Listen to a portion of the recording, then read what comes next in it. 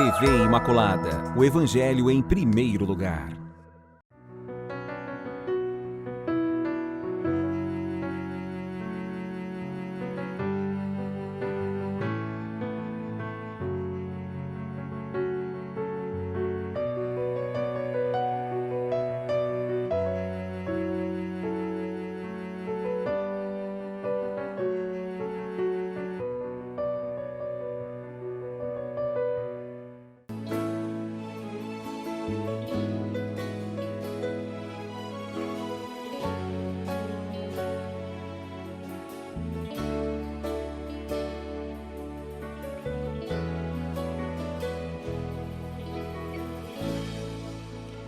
Olá, com alegria no coração, nós estamos aqui mais uma vez pela TV Imaculada, essa TV que evangeliza, que traz informação, que traz esperança. Tempos difíceis, mas o cristão não perde jamais a esperança. Quero saudar todos vocês com muito amor e carinho hoje. Programa ao vivo, uma saudação muito especial, muito afetuosa a todos vocês que estão agora na sintonia da TV Imaculada. Hoje que nós estamos celebrando o Dia Mundial dos Enfermos, então de modo especial, o nosso abraço, o nosso afeto, a nossa oração vai de modo especial para você que está aí unido ao Cristo crucificado pela dor, pela sua enfermidade, porque sabemos que o programa Respostas, a programação aqui da TV Imaculada chega também a muitos hospitais, muitos lugares, muitas casas onde as pessoas estão aí enfrentando a provação da enfermidade. Vocês não estão sós, podem contar com a solidariedade da nossa oração e da nossa comunhão. Então, com muita alegria aqui pela TV Imaculada, o programa Respostas está começando mais uma vez. Eu aqui, Padre Adriano, na apresentação, amparado, auxiliado por uma equipe que ajuda sempre, que está sempre por aqui, dando uma força muito grande. Nosso desejo é de que esse programa possa contribuir com o caminho que você já faz, com o seu discernimento, com aqueles passos que você quer dar na direção da vida, na direção da plenitude, na direção do bem, na direção da realização daquilo que você quer através da sua fé, de suas ações iluminadas, inclusive, por esta mesma fé. No primeiro bloco do programa Respostas, nós temos um momento de reflexão. O motivo desta reflexão parte a partir de um texto que nós estamos já refletindo, já tem um tempo, um texto do Concílio Vaticano II, um texto fundamental para a Igreja, porque se trata de um texto normativo, um texto que nos orienta, é um texto de orientação, para que a Igreja possa fazer seu caminho de maneira segura. E aqui, depois dessa leitura, nós vamos para uma reflexão e o segundo e terceiro bloco do programa Respostas, exatamente, nós vamos responder as perguntas que nos chegam. E na reflexão de hoje, na leitura, nós vamos para a terceira parte do tema da promoção da dignidade do matrimônio e da família. Agora se trata da terceira parte, porque de fato se trata de um capítulo um pouco mais longo. Na terceira parte hoje do tema específico desse programa, temos o tema o progresso e a promoção do matrimônio e da família. Quais são os entes que estão implicados nesse processo de promoção e de progresso da vida familiar? Então nós vamos agora disponibilizar para vocês a leitura que você pode fazer aí de casa e depois a gente, na sequência, volta para a reflexão. A promoção da dignidade do matrimônio e da família. O progresso e a promoção do matrimônio e da família, parte 3. Cabe aos sacerdotes, devidamente informados acerca das realidades familiares, auxiliar a vocação dos esposos na sua vida conjugal e familiar por vários meios pastorais, com a pregação da palavra de Deus, o culto litúrgico e outras ajudas espirituais. Devem ainda fortalecê-los com bondade e paciência nas suas dificuldades e reconfortá-los com a caridade, para que assim se formem famílias verdadeiramente irradiantes. As diferentes obras, sobretudo as associações de famílias, procurem fortalecer com a doutrina e a ação os jovens e os esposos, especialmente os casados de há pouco, e formá-los para a vida familiar, social e apostólica. Finalmente, os próprios esposos, feitos à imagem de Deus e estabelecidos numa ordem verdadeiramente pessoal, estejam unidos em comunhão de afeto e de pensamento com mútua santidade, de modo que, seguindo a Cristo, princípio da vida, se tornem, pela fidelidade do seu amor, através das alegrias e sacrifícios da sua vocação, testemunhas daquele mistério de amor que Deus revelou ao mundo com a sua morte e ressurreição. Gaudium et Spes.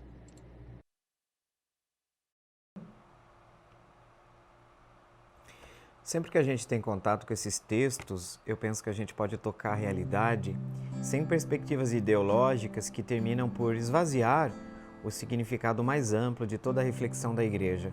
Vejam que aqui nós estamos falando de progresso e promoção do matrimônio e da família. Se eu falo de progresso, eu não estou falando que a família é um dado mágico, que a realidade perfeita da família é uma coisa dada como se fosse uma realidade estática. Não, existe um processo, existe um caminho, uma dinamicidade no caminho dos esposos dentro da vida familiar. Os diversos sujeitos implicados neste processo, neste caminho, que culminam com os próprios, diretamente, os protagonistas desse processo, que é o próprio casal, que é a própria família. Não existe uma dimensão substitutiva. Mas o texto de hoje começa dizendo que a Igreja vai auxiliar, sobretudo, os padres, os sacerdotes, devidamente informados acerca das realidades familiares, podem dar sua contribuição. Mas veja, é uma contribuição de auxílio à vocação dos esposos. Que coisa linda, que quando a gente fala que é uma vocação, nós estamos falando de uma dimensão teológica. Por quê? Porque o matrimônio é uma realidade que responde a um projeto de Deus. Como tal, é uma vocação. Não é simplesmente um dado da natureza, a atração recíproca, a união dos corpos, mas existe todo um mistério de Deus que está acontecendo, que está se realizando pela história de duas pessoas que se encontram para viver um grande amor, uma história de amor que é selada pela bênção divina e ganha a promoção de sacramento nesse sentido. Então, a Igreja tem que acompanhar, auxiliar a vocação dos esposos na sua vida conjugal e familiar, porque se trata de dois momentos. A conjugal está dizendo respeito propriamente ao núcleo do casal, Familiar, porque a gente pode dizer que família mesmo, se poderíamos assim pensar, já incluiria nesse sentido a prole. Quais os meios para que a Igreja ajude? Vários auxílios e meios pastorais. Interessante que o documento começa falando pela pregação da palavra de Deus. Olha só, na homilia, nos momentos de reflexão, nós temos que auxiliar a família a viver a sua vocação, auxiliar os esposos a viver. A própria comunidade, na prestação de culto a Deus, no culto litúrgico, também deve auxiliar esse progresso, esse amadurecimento da vida familiar, também por meios espirituais.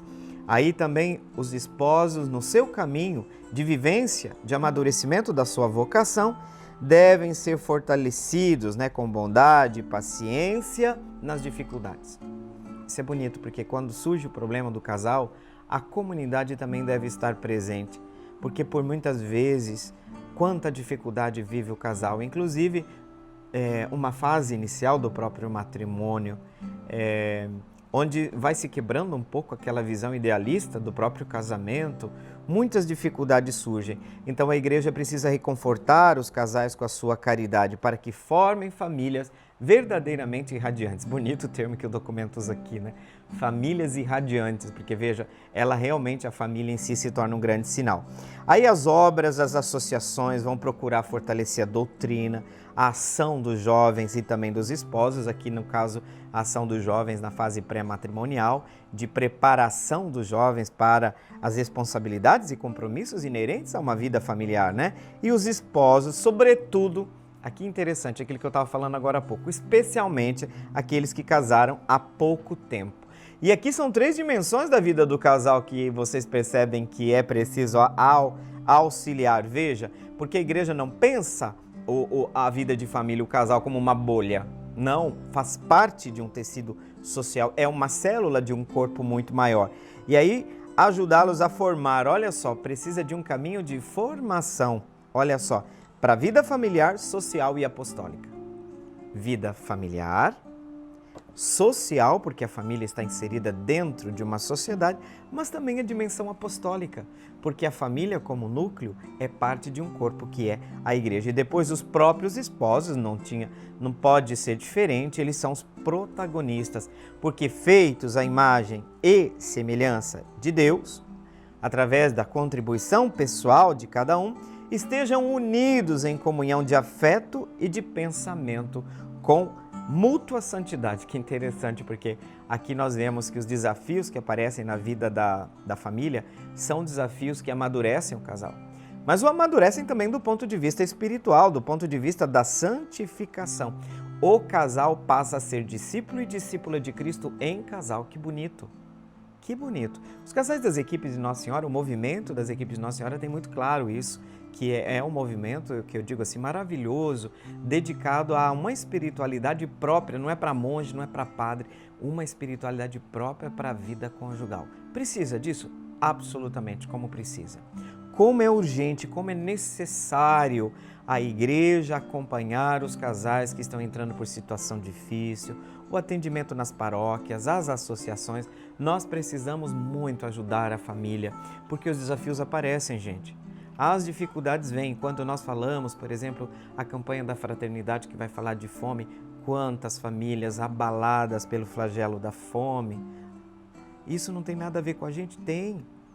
A crise econômica entra por uma porta da família e você pode ver que toda a família se vê comprometida, e muitas crises e muitos divórcios são causados também por uma questão da dimensão econômica. Tudo isso está profundamente relacionado, porque realmente a igreja não olha o casal como um núcleo isolado, mas exatamente como parte de um corpo muito maior. Então, nesse caminho de santificação é preciso ter progresso. É preciso ter amadurecimento. E, de modo especial, o casal é convidado a crescer na fidelidade em seu amor. E como é que eles crescem? Através do caminho. E é um caminho feito de alegrias e sacrifícios da sua vocação. Então não é só padre que tem dificuldade no caminho de santificação, não, né? Você que é casado sabe muito bem quantos sacrifícios. Por isso que eu falo que o caminho do matrimônio é um caminho de santificação, gente.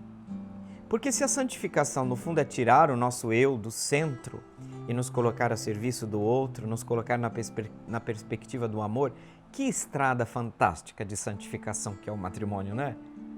Eu sei, eu não casei, mas a gente percebe pela vida, né, como o casal, quando encontra a dimensão da espiritualidade como auxílio para viver o próprio caminho, mas o caminho como vocação. Isso é bonito, como segmento de Cristo. Como os discípulos de Emaús, né, ou os próprios discípulos 72 enviados 2 a 2. Olha aí, dá certinho. O casal vive sua vocação entre alegrias e sacrifícios, né? E devem se tornar aqui mártires, né? Eu digo que o casal é um convite ao martírio. Que tipo de martírio? O martírio é ser testemunha. Do quê? Daquele mistério de amor que Deus revelou ao mundo com sua morte e ressurreição. Veja, morte e ressurreição. A dinâmica pascal é vivida também no caminho de santificação do casal, que vive a dimensão da morte nos sacrifícios, que vive a dimensão da alegria com a ressurreição. Então eu falo que o mistério pascal é um mistério que envolve também a vida do casal. Gente, caminho pensado sempre na perspectiva do viver com o outro, do viver para o outro, é necessariamente caminho de santificação. Vale para o padre, vale para o cristão não casado. Nossa vocação é vivida para o outro. Vamos falar do padre? O padre não atende confissão para si, é para o outro. É a dimensão do serviço, é a dimensão de colocar-se no caminho da apostolicidade. E vejam que a vida de família deve frutificar na vida apostólica. Eu estou falando aqui da dimensão, podemos falar aqui da dimensão eclesial. Deve frutificar na vida da sociedade, vós sois o sal da terra e luz do mundo. A família é convidada também a fazer brilhar na sociedade essa dimensão que é importante. E também no seio da própria vida familiar. Quantos desafios você como casal não enfrenta? Esses desafios enfrentados com perseverança, com amor, com fé, gente, escola de santidade, tá? O matrimônio é uma escola de santidade. Casal, você não precisa ir para um mosteiro, você não precisa ir para seminário para ser santo. Viva o seu matrimônio. Aí na sua casa, na doação recíproca, na fidelidade, na capacidade de ser dom, na capacidade de... o padre vai falar um palavrão aqui, né? Na capacidade de renúncia. Virou um palavrão. Porque todos nós queremos colocar o nosso ego no trono. E aí a gente perde essa dimensão de olhar para o outro, né? Então eu penso, sem dúvida alguma, o que o documento da igreja está querendo falar para nós é que esse progressivo amadurecimento do casal, seja no âmbito familiar, no âmbito social, no âmbito apostólico, é caminho de santificação. Não precisa de uma outra escola mais digna, digamos assim, né? Mais bela do que o seu próprio caminho de vida conjugal. Com tudo aquilo que significa. E aqui a gente pode dizer, não é só jogando flores, que a gente vai dizer que esse caminho é feito. Vocês sabem melhor do que eu não casei, mas vocês sabem quantos desafios a vida de casal enfrenta. E na medida que vocês vão enfrentando esses desafios, vocês vão amadurecendo. Casais que hoje estão fazendo 10, 20, 15 anos, dá uma olhada para trás. Veja como vocês amadureceram. E aí dá para você fazer um antes e um depois da própria vida de matrimônio, né? O casal pode sentar de vez em quando. Fez 10 anos de casado? Senta. Como é que você viu o processo de santificação sua? Até com a vinda dos filhos, né? O que isso significou, o impacto que isso causa na vida do casal. Tem um antes e um depois. E você passa a viver para aquele serzinho ali que aparece, né? Que é o seu coração. O pessoal fala assim, né? Poeticamente, mas é muito bonito, que é o seu coração fora do peito. Então, tudo isso é uma escola de santificação. É uma escola de santidade. Por isso, não precisamos ficar buscando formas extraordinárias, né? De viver a santidade. Deus te deu um caminho muito cotidiano e muito próximo, que é a sua própria vida em família. Tá certo? Muito obrigado pela atenção de você que esteve conosco. Se você chegou agora também, seja muito bem-vindo. Nós vamos para a pausa, para o nosso intervalo e daqui a pouquinho nós vamos voltar. Perguntas quentes hoje. O pessoal gosta aqui, às vezes, como vem algumas perguntas polêmicas, porque depois eles gostam de ver o padre aqui gritando, quase subindo aqui, cuspindo pelas ventas aqui, né? Mas tá certo, gente. Vamos para o intervalo e já voltamos. Não saia daí.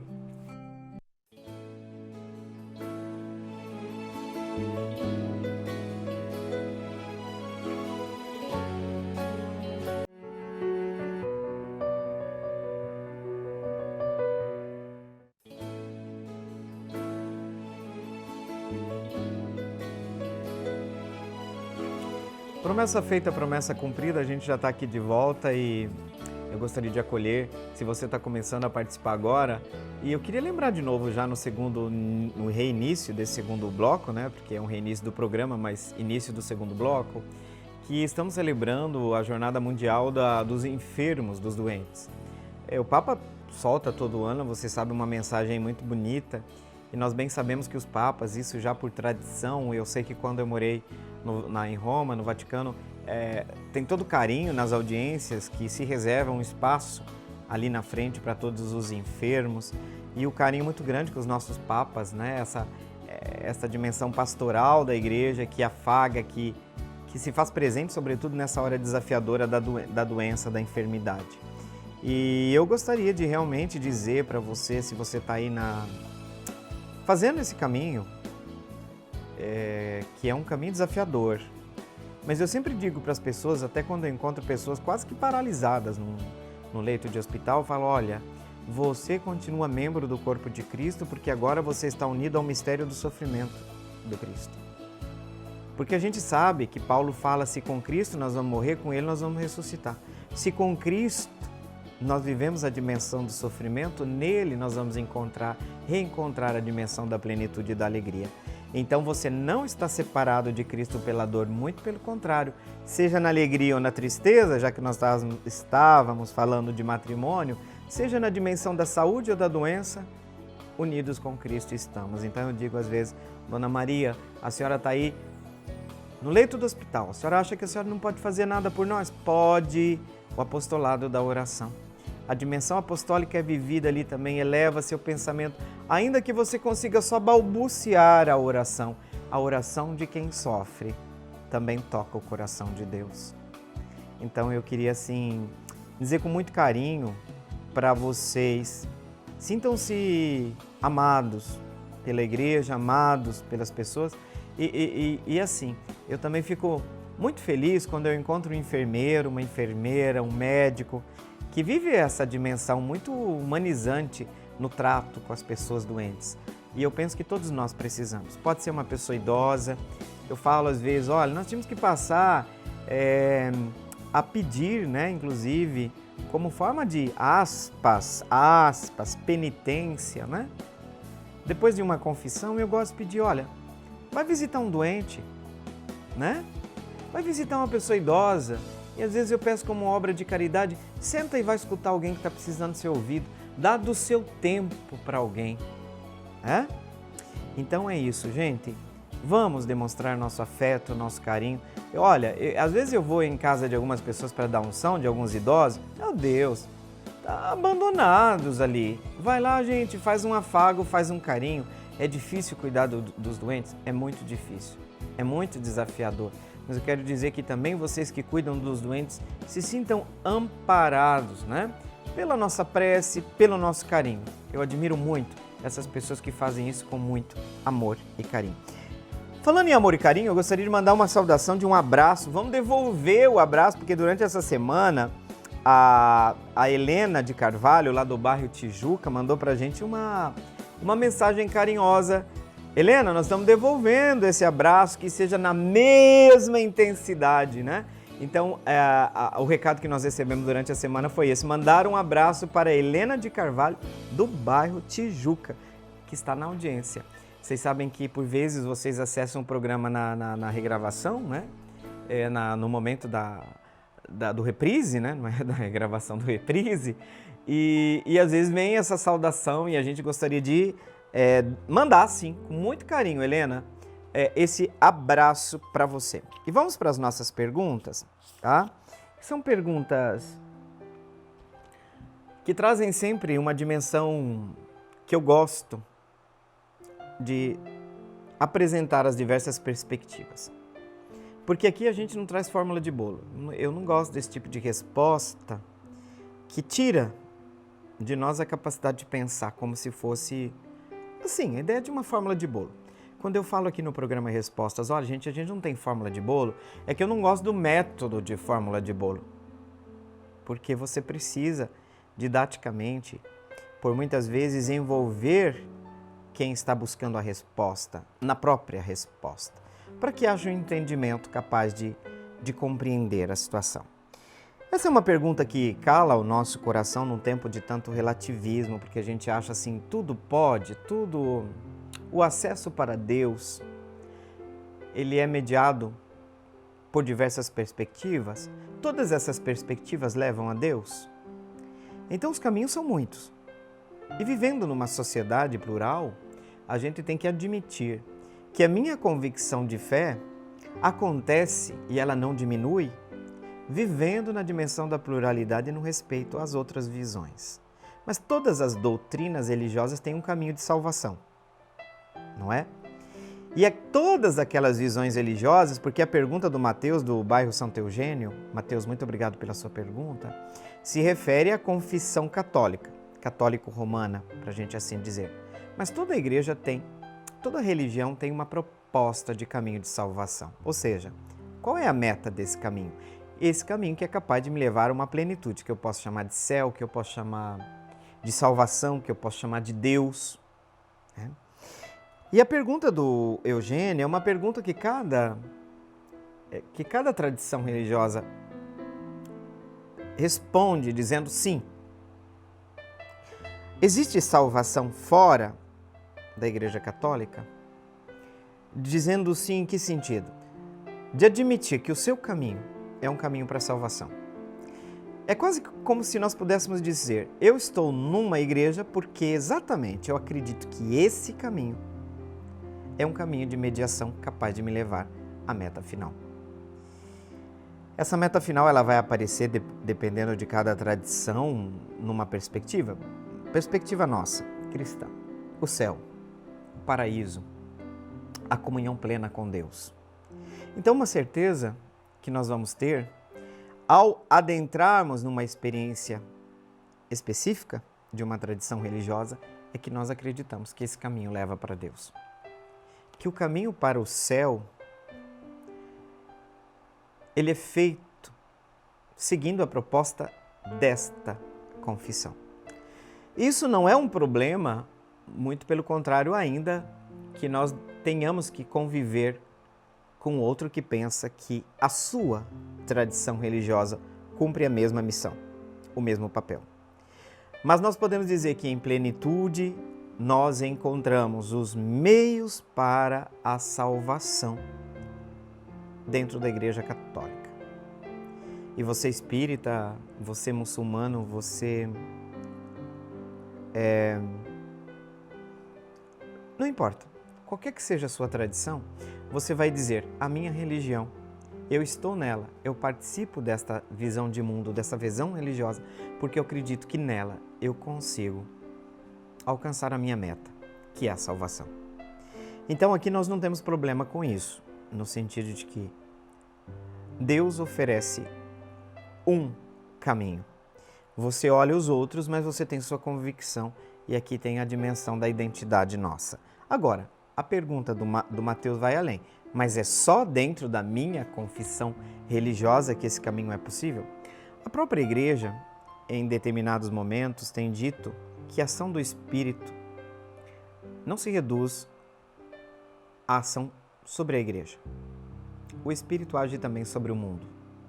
Você vai encontrar diversas passagens da própria patrística que fala, por exemplo, da ação do Espírito nas terras ou realidades pré-evangelizadas. Porque quando eu digo que as culturas, ainda que não tenham recebido explicitamente a proposta do Evangelho, elas possuem as sementes do Verbo, eu estou querendo dizer que toda a sociedade já está, aspas, existe ao interno de cada cultura e cada sociedade uma predisposição para acolher o Evangelho. Se essa predisposição existe, ela só existe por causa da ação de Deus. Então aqui a gente já percebe, não sei se você percebeu, que nós aqui já vamos perceber que a própria patrística, quando fala da teologia da semina verbi, das sementes do verbo, está falando que a predisposição de uma cultura ainda não evangelizada, e aqui nós podemos dizer de outro modo, uma cultura que ainda não recebeu a proposta ordinária do Evangelho naquele caminho que nós conhecemos e ao qual nós aderimos. Então, a ação do Espírito não está circunscrita à perspectiva adintra da nossa comunhão de fé. E existem muitos sinais e o reconhecimento da Igreja quando fala, por exemplo, da presença do Espírito nas expressões religiosas como busca de Deus. Isso nega o fato de que nós encontremos em plenitude, e vejam que aqui essa característica distingue a proposta católica, mas não fecha a possibilidade da misericórdia de Deus fazer seus caminhos que vão para além da nossa compreensão. Então existe possibilidade desse caminho fora da Igreja Católica, a própria Igreja Católica, que nos convida a fazer um caminho através da proposta ordinária desse processo, porque você entrou na chuva para se molhar.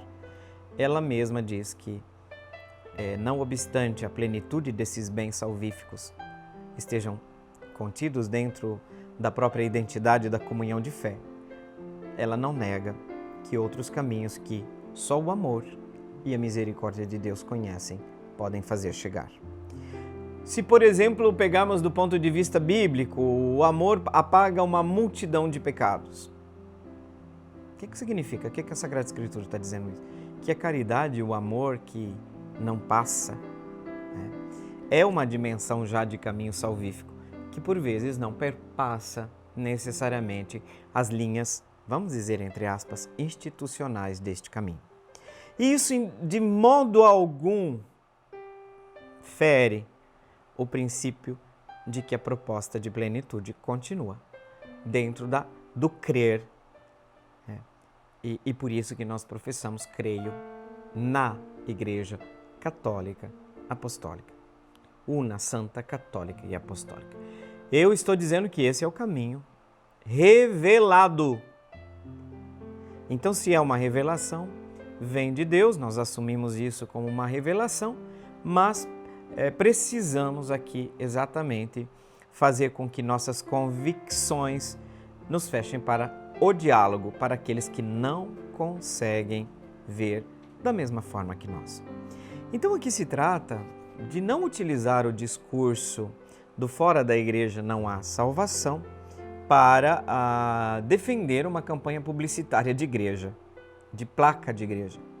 Porque aqui nós estamos caindo não na evangelização, mas no proselitismo. Tem muita gente que vende placa da igreja, que é diferente de um processo de evangelização. Porque o processo de evangelização ele é complexivo. Veja, quando a igreja chega num lugar, nem sempre o anúncio vem na frente.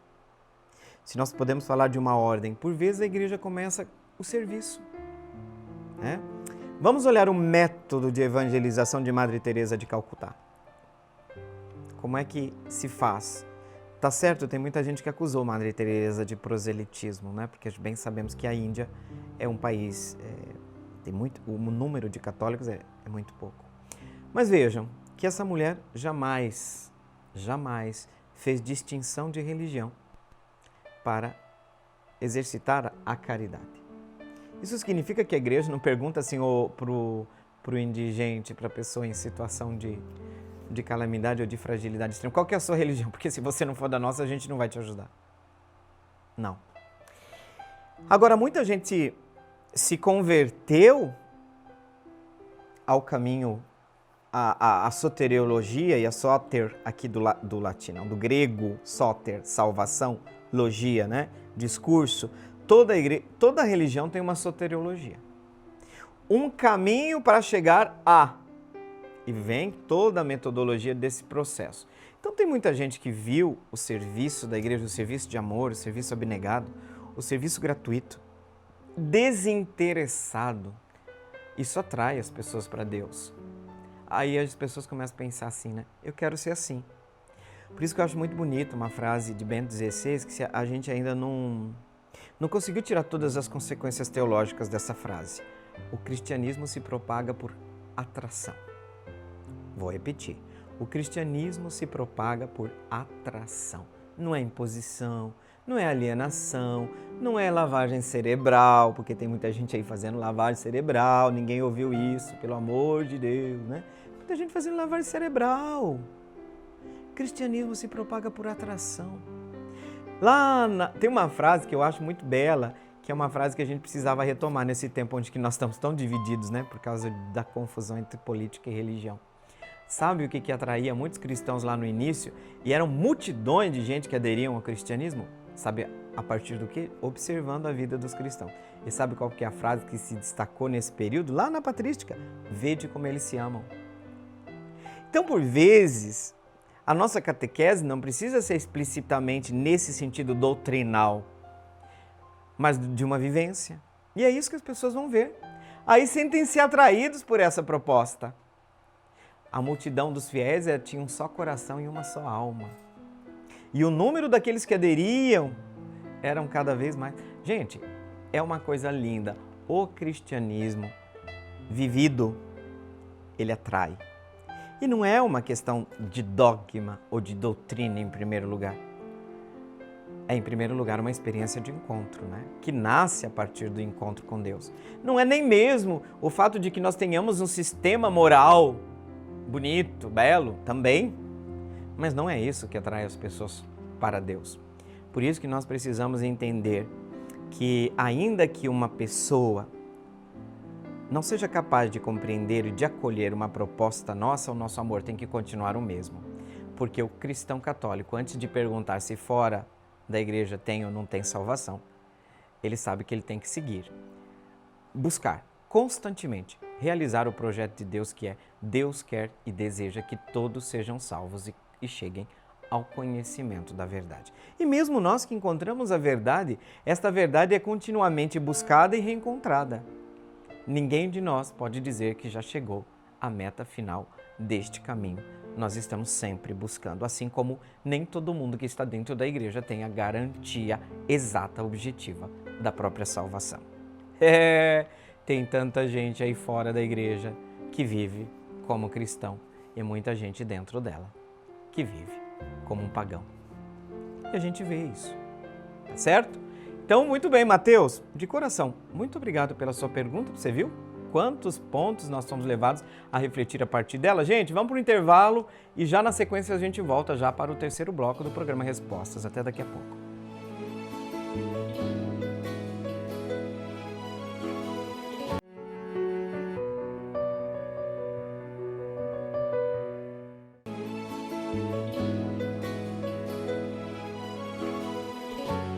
Muito bem, já estamos de volta. Eu queria dizer o seguinte, gente, quando nós respondemos uma pergunta, a gente procura sempre olhar os diversos aspectos, porque nós tentamos dar uma perspectiva mais ampla para aquilo que a pergunta pode trazer como iluminação geral.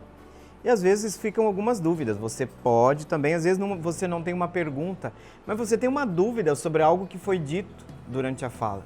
Então o que você faz durante a resposta? Você entra em contato com a gente, tá? O telefone está aí sempre à disposição, 993470532. E aí a gente pode, com certeza, retomar aquela pergunta e fazer uma explicitação mais ampla. Agora a pergunta do Marcelo lá da Mata do Segredo. Saudação carinhosa ao pessoal da Mata do Segredo. Padre, o que significa parousia? Gente, normalmente esse termo parousia a gente escuta lá no final do ano, no tempo do Advento. E é um termo grego, tá? Interessante. Um termo que não surgiu no âmbito religioso, mas no âmbito político. Em que sentido? Quando os reis visitavam determinadas cidades, imperadores, né, se falava já de parousia, né, que é o momento em que adentra na cidade o rei, o imperador. E aí nós nos apropriamos deste termo para falar daquilo que os cristãos professam, inclusive na síntese fundamental que compõe o que nós acreditamos que é o creio. Em Jesus Cristo, seu único Filho, que padeceu sobre Pôncio Pilatos, morreu, foi sepultado, e que virá para julgar os vivos e os mortos. Virá. Esse vir de Deus, de Jesus, não é mais o vir como veio a primeira vez, que é uma expressão que Paulo diz na carne, que é o Jesus que encarnado vive a dimensão da história e do tempo como um ser humano, como homem. Aqui é a dimensão de Jesus que, voltando à direita do Pai, retorna no fim dos tempos. Então a parousia é ligada à dimensão do estudo dentro da teologia, à escatologia. Escaton, da palavra lá do texto do Eclesiástico, cuida do teu fim. Então esse teu fim, tá escata, né? Daí vem a palavra escatologia, que é o estudo das realidades últimas. Então nós estamos falando aqui, e essa é uma perspectiva presente dentro da crença de diversas denominações cristãs. A questão da crença, da fé na segunda vinda de Cristo. Segunda porque teve uma primeira. Essa segunda ela é diferente exatamente porque é o Cristo que veio, mas agora o Cristo já numa perspectiva teológica já pós morte. E nesse sentido, Jesus já glorificado, e glorificado aqui eu quero dizer ressuscitado, e pleno já de todos os poderes que tal glorificação e ressurreição lhe concedem. Então essa vinda de Cristo, essa segunda vinda de Cristo, já é associada ao desfecho da história da salvação e o restabelecimento pleno do domínio de Cristo, do seu senhorio sobre o mundo, sobre a história. Que não é domínio aqui no sentido dominus, senhor, traduzindo dominus, que é a plenitude da salvação daquilo que nos espera no fim. Quando nós falávamos no bloco anterior de que soteriologia é o caminho que cada religião constrói para, né, a reflexão sobre o caminho que cada tradição religiosa propõe para chegar ao ponto máximo, né, que vamos chamar de céu, vamos chamar de salvação, espírito puro, estado puro. Aí cada tradição religiosa vai encontrar ali a sua perspectiva. Aqui nós estamos falando já do desfecho na perspectiva soteriológica cristã. Então, a segunda vinda de Cristo. O que nos espera no final? Aqui, de novo, eu vou trazer Bento XVI. No final, nos espera um encontro. Quem é esse que vem? É aquele que veio. É o mesmo Jesus que por mim, por você, se entregou na cruz. Então ele não vem mais por força do domínio, do medo, mas para o estabelecimento da glorificação plena e da nossa inserção plena no mistério da divindade de Deus, porque para isso ele veio. Então, de certa forma, nós não podemos separar tanto, a gente separa para celebrar liturgicamente, mas aí a gente faz uma separação cronológica, mas a separação teológica não é tão fácil de ser feita. Com a vinda de Cristo no Natal, com o mistério pascal, onde Jesus retoma a plena potência do poder divino que lhe concedido pela dimensão divina da qual ele participa, né, enquanto natureza humana e natureza divina. Agora, essa terceira e última fase, que nós vamos chamar a fase dos últimos tempos, que chegam à sua plenitude, onde a história da salvação atinge sua meta final. Aqui é como se nós pudéssemos dizer numa linguagem um pouco mais simples, não querendo ser simplista, é o momento em que Jesus chega para apitar o fim do jogo. É o dia da justiça, é o dia da verdade, é o dia do julgamento universal. E eu digo sempre que nesse rolê, né? Nesse rolê final, se tem algum jovem assistindo aí, nesse rolê final nós vemos diversos eventos associados, como eu disse, a ressurreição final dos mortos, nós temos também o julgamento, chamado universal, distinto, em certo ponto, daquele que acontece, que se realiza, que se experimenta na nossa dimensão pessoal, o juízo pessoal. Agora, a proporção da dimensão de planificação do cosmos, do mundo, de tudo, da história como tal. Então, no final, nos espera um encontro com o Cristo que vem na parousia. Então, a parousia é a vinda, essa palavra aí que quer dizer essa recepção do senhorio de Cristo restabelecida plenamente por meio dele. Por quê? Vejam, Cristo integra duas dimensões que para a nossa soteriologia ela é explicitamente cristocêntrica. Cristo não é só o Salvador, ele é a salvação, a porta. Então, necessariamente, o caminho soteriológico, na nossa perspectiva cristã, passa pelo Cristo. Por isso que a mediação, a sua única mediação, a mediação salvífica, é vista como uma dimensão própria do cristão, que só se torna realmente cristão ou só realiza o processo de transformação cuja plenitude se encontra na parousia, já na dimensão do inserimento do nosso cotidiano, da nossa vida, na dimensão pascal. Então, à medida que a existência progride, ela vai assumindo e desenvolvendo, não obstante biologicamente nós tenhamos uma decadência notável, mas do ponto de vista da realização do projeto de Deus, nós temos uma ascensão que acontece pelo nosso inserimento no mistério pascal, que é um mistério de vida, de morte, mas também o mistério de ressurreição.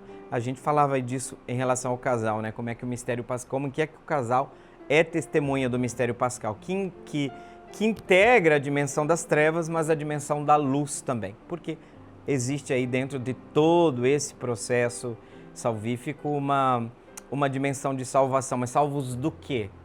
Se eu falo que é processo salvífico, eu normalmente vou perguntar naturalmente, mas salvos do quê? Então aqui nós falamos de uma condição negativa, marcada por tudo aquilo que nós identificamos como consequência do pecado ou do mal no mundo, para uma realidade de plenificação. Então, a parousia realiza o projeto de plenificação, onde Deus consegue realizar plenamente a sua vontade. Isso coincide, como a gente fala, com aquela descrição que Paulo faz, até que Deus seja tudo em todos. Esse é um ponto importantíssimo. A vinda de Cristo porta todo esse caminho à plenitude, que se concretiza com agora o nosso inserimento na realidade do divino. É isso que a igreja quer exprimir quando ela fala, nós vamos participar da glória de Deus. O que a igreja está querendo dizer? Quando, olha, nós vamos participar, porque Deus nos chamou a participar da sua glória em Cristo. Então, é por meio de Cristo que nós atingimos nossa plenitude, e aquilo que para nós é uma filiação que está a caminho, na parousia, nós alcançamos então a plenitude desse caminho, tá? Muito obrigado, Marcelo, pela sua pergunta, que bacana. Que bom saber que existem muitas pessoas antenadas com esses temas, inclusive de ordem teológica. Adriana da Vila Glória, nós já estamos quase indo para o final do programa, mas gostaria de apresentar para vocês a pergunta da Adriana, o que é um arquivo secreto do Vaticano? Vejam que o Vaticano, ele é um banco de dados histórico maravilhoso, tanto que vocês sabem que o Vaticano, como tal, ele é tombado, ele é patrimônio da humanidade, ele é tombado. Existe todo um sistema de proteção que não se limita aos prédios arquitetônicos e históricos daquele lugar, mas também ao arquivo secreto, que inclusive conta a história dos papas nos séculos. E nesse arquivo secreto, por que secreto? Exatamente porque são documentos de ordem de uma importância histórica fenomenal, né?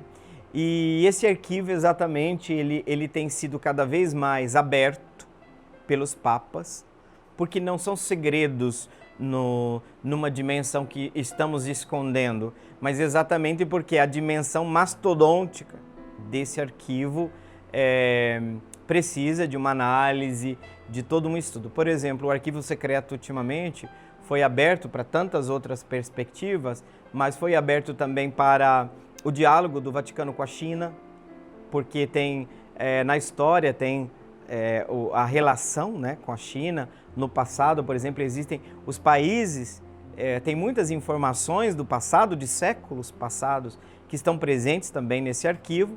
Então, nós podemos dizer que é um arquivo de altíssima importância histórica. É um tesouro riquíssimo.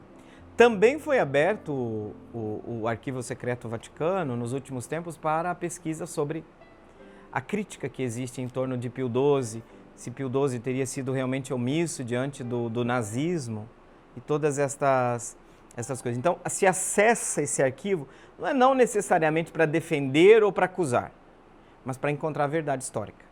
Então, é nesse sentido que a gente precisa entender que não é uma igreja que está ali, né, de maneira secreta, que esse secreto significa necessariamente algo escondido, né?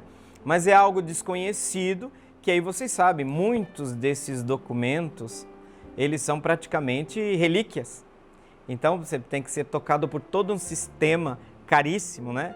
De refrigeração, de uso de luvas. Por quê? Porque ele se deteriora, né?